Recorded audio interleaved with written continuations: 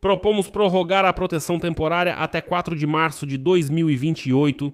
Ao mesmo tempo, nossa proposta leva em consideração as necessidades em mudança da Ucrânia em defesa e reconstrução. A proteção temporária não deve ser concedida a pessoas recém-chegadas que, de acordo com a legislação ucraniana, estão proibidas de deixar a Ucrânia devido às suas obrigações militares. A União Europeia decidiu, afinal, deportar os homens ucranianos em idade de recrutamento de volta para a Ucrânia e não conceder mais a eles o status de proteção temporária. Mas os soldados russos que lutaram contra a Ucrânia, a União Europeia continuará aceitando. A Comissão Europeia propôs estender a vigência da Diretiva de Proteção Temporária para os refugiados ucranianos até 4 de março de 2028, ao mesmo tempo em que limita o acesso a esse status para parte dos novos solicitantes. A Comissão Europeia declarou que realizou negociações com as autoridades ucranianas e chegou à conclusão de que os homens ucranianos devem permanecer na Ucrânia para proteger o país contra o ataque dos russos. Por isso, eles não são bem-vindos na Europa e não serão aceitos. No entanto, há nuances muito importantes aqui que vamos discutir neste episódio. Mas a Comissão Europeia não conseguiu tomar outra decisão que diz respeito aos russos. Itália e França demonstraram ceticismo sobre a proposta da União Europeia de proibir a entrada de ex-militares russos no âmbito do 21º pacote de sanções. No âmbito do 21º pacote de sanções, a entrada de ex-militares russos que participaram da guerra contra a Ucrânia. Itália e França ainda assim estão dispostas a receber aqueles mesmos ocupantes russos que mataram ucranianos na guerra e agora tentam entrar na Europa. Meu nome é Alexei Pitti. Vamos discutir esse assunto juntos, sem emoções desnecessárias. Mas antes de começarmos, peço que você se inscreva no canal, deixe um like no vídeo e escreva qualquer comentário abaixo deste vídeo. Além disso, siga meu canal no Telegram, Pitti News, o link está na descrição deste vídeo. Então, a Comissão Europeia propôs estender a Diretiva de Proteção Temporária para refugiados ucranianos até 4 de março de 2028, ao mesmo tempo em que limita o acesso a esse status para parte dos novos solicitantes ucranianos. Como você deve imaginar, são homens em idade de recrutamento, conforme informou o Comissário Europeu para Assuntos de Migração, Magnus Brunner. De acordo com a proposta, a proteção temporária não deve ser concedida aos cidadãos ucranianos recém-chegados que estão proibidos de deixar a Ucrânia devido à mobilização. Brunner também disse que as autoridades ucranianas insistiram para que eles tomassem essa decisão. Segundo ele, a decisão leva em consideração as necessidades de defesa da Ucrânia e a necessidade de sua reconstrução pós-guerra. Segundo ele, neste momento a Ucrânia precisa de homens para reforçar as fileiras das forças armadas da Ucrânia, e eles não devem ser autorizados a deixar o país para que possam trabalhar na reconstrução da Ucrânia após o fim da guerra. E enquanto a guerra continuar, nosso apoio deve continuar. Como a guerra continua, nosso apoio, é claro, deve continuar. É por isso que hoje estamos apresentando uma proposta para estender a proteção temporária por mais um ano. Continua. Expire in March 2027. O atual regime de proteção temporária expira em março de 2027 e março de 2027, na verdade, já é praticamente amanhã. Precisamos garantir continuidade, clareza e, claro, estabilidade. Por isso estamos propondo estender a proteção temporária até 4 de março de 2028.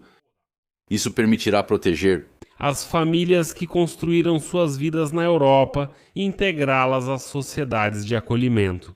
Por exemplo, procurando emprego, contribuindo para a economia da União Europeia, aprendendo o idioma, estudando na escola, abrindo um negócio e assim por diante. Ao mesmo tempo, nossa proposta leva em conta as necessidades em constante mudança da Ucrânia em defesa e reconstrução, e essa questão está pendente. Foi amplamente discutido com nossos parceiros ucranianos, nossos amigos ucranianos e, claro, com nossos Estados-membros. Para que o sistema de proteção permaneça confiável e atenda às necessidades legítimas da Ucrânia, propomos um ajuste direcionado. Correspondeu. Nossa proposta prevê que a proteção temporária não deve ser concedida a pessoas recém-chegadas que, de acordo com a legislação ucraniana, estão proibidas de deixar a Ucrânia devido às suas obrigações militares. Foi exatamente isso que a Ucrânia pediu e que estamos fazendo. Isso também reflete, é claro, a discussão com os Estados-membros, especialmente com aqueles que recebem o maior número de refugiados ucranianos. Mas, é claro, há exceções às regras. Ucranianos, que são maioria na União Europeia, continuarão como refugiados. Sob proteção temporária. Além disso, esse mesmo Brunner apresentou isso sob o ponto de vista da proteção dos direitos humanos. E do fato de que esses ucranianos já conseguiram se integrar à sociedade europeia. O que, aliás, indica que devolver esses ucranianos é extremamente difícil, justamente porque a própria Europa não vai simplesmente entregá-los de volta. Mais uma citação de Brunner.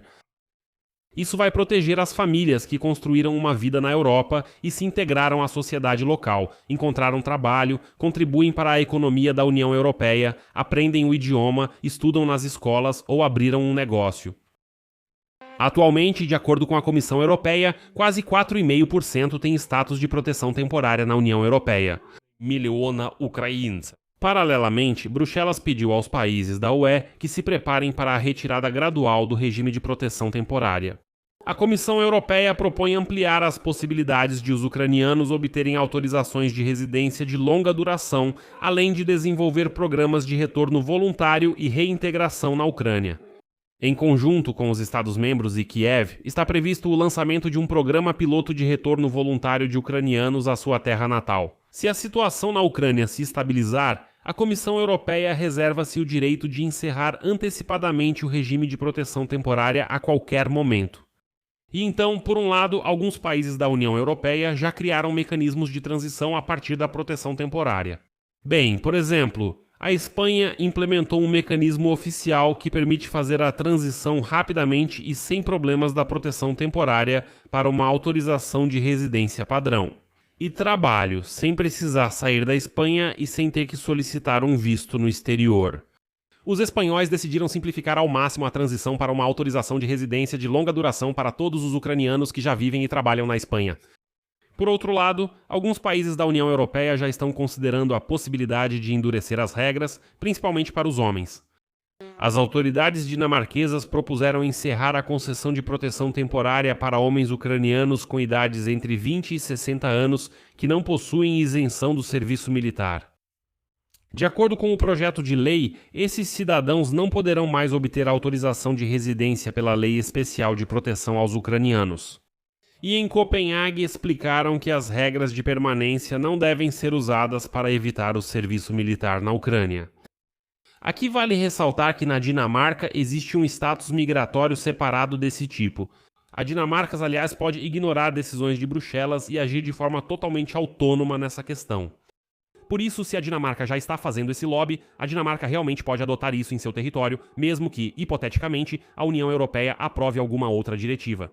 E na Polônia também foi reforçado o controle sobre a concessão de proteção temporária. As autoridades polonesas começaram a recusar com mais frequência a concessão desse status aos ucranianos. Isso se aplica tanto aos novos solicitantes quanto àqueles que perderam o status após uma longa ausência na Polônia. Segundo a publicação, as autoridades agora verificam com mais rigor se a pessoa realmente deixou a Ucrânia por causa da guerra ou apenas saiu da parte ocidental do país. Além disso, Alemanha, Áustria e Suécia também defendem a recusa de conceder proteção temporária aos convocados, ou seja, aos homens em idade de mobilização. Mas há um ponto importante. A proposta da Comissão Europeia deve ser aprovada por todos os países da União Europeia. E aqui podem surgir problemas, pois é difícil explicar do ponto de vista jurídico por que a Europa separa os solicitantes de asilo com base no sexo. Afinal, absolutamente quaisquer possíveis restrições afetarão exclusivamente os homens, ou seja, pessoas do sexo masculino. Mas lembro que na Ucrânia também há mulheres sujeitas ao serviço militar obrigatório, às quais o novo mecanismo não será aplicado. Além disso, vale ressaltar mais uma vez que mesmo que a Europa tome tal decisão, ela só começará a valer a partir de março de 2027 e apenas para os homens recém-chegados. Todos que estão atualmente na Europa continuarão sob a proteção temporária. Não haverá deportações em massa de homens da Europa para a Ucrânia. Se eles já estão lá, será mais difícil trazê-los de volta, muito mais difícil do que muitos na Ucrânia imaginam. E como, bem, nenhuma lei tem efeito retroativo. A União Europeia planeja tomar uma decisão final sobre o status dos refugiados ucranianos já em julho de 2026, ou seja, literalmente em poucas semanas. Se não for feito em julho, só tratarão disso novamente em setembro, após as férias. Por outro lado, as decisões da Europa às vezes surpreendem muito. 2 países da União Europeia, Itália e França, expressaram ceticismo em relação à proposta da União Europeia de proibir, no âmbito do 21º pacote de sanções, a entrada de ex-militares russos que participaram da guerra contra a Ucrânia. A Bloomberg informou isso, citando fontes diplomáticas. E de acordo com a agência Bloomberg, Roma e Paris, em geral, não se opõem à ideia de não permitir a entrada dos participantes da invasão russa na Ucrânia. No entanto, temem que a formulação atual possa abrir caminho para uma proibição generalizada de entrada de todos os russos. E é por isso que ambos os países insistem que tais restrições pontuais devem ser reguladas por meio da política de vistos, e não por mecanismos de sanções. Além disso, diplomatas europeus apontam para a dificuldade prática de implementação, porque os Estados-membros da UE teriam que determinar por conta própria quem exatamente lutou e quem não lutou. É óbvio que Moscou não vai fornecer esses dados. A iniciativa de proibir a entrada dos combatentes da chamada Operação Militar Especial, ou seja, dos ocupantes russos fedorentos, não é nova. Em março, os líderes da Alemanha, dos países bálticos, da Finlândia, da Polônia, da Romênia e da Suécia já haviam enviado uma carta ao chefe do Conselho Europeu, Antônio Costa, e à presidente da Comissão Europeia, Ursula von der Leyen, exigindo a proibição de entrada na zona Schengen, aos envolvidos na invasão da Ucrânia, destacando a ameaça à segurança. Bem, dizem que são ocupantes russos selvagens que não podem ser deixados entrar no território da Europa civilizada. São bárbaros que ainda por cima lutaram e mataram pessoas. Como permitem que esses bárbaros entrem na Europa? Enquanto isso, ainda há divergências na UE sobre vistos para russos. E em junho, os deputados do Parlamento Europeu, do partido CDU-CSU, que governa na Alemanha, defenderam a proibição total de vistos turísticos para cidadãos russos. Indignados com o fato de que mais de 500 mil russos passaram suas férias na Europa no ano passado. 500 mil de russos viajaram como turistas. Parece que na Rússia, Vladimir Putin grita que eles estão em guerra contra toda a Europa, que a Europa é ruim, que a Europa os ataca. Por algum motivo, 500 mil de russos viajaram, descansaram e retornaram, é isso. Mas como vocês podem ver, na Comissão Europeia, decidiram definitivamente barrar alguns ucranianos, enquanto com os russos ainda vão pensar. Aqui vou deixar reticências. Escreva sua opinião e suas conclusões nos comentários deste episódio. Inscreva-se no canal, ative o sininho e não se esqueça de deixar o like. Se você quiser apoiar o trabalho deste canal no YouTube, pode fazer isso financeiramente com qualquer doação ou assinando a comunidade exclusiva na plataforma Patreon. Todos os links e dados estão na descrição deste vídeo. Acesse, inscreva-se, apoie, ficarei muito grato por isso. Por hoje é só, cuidem-se. Tchau a todos, até mais.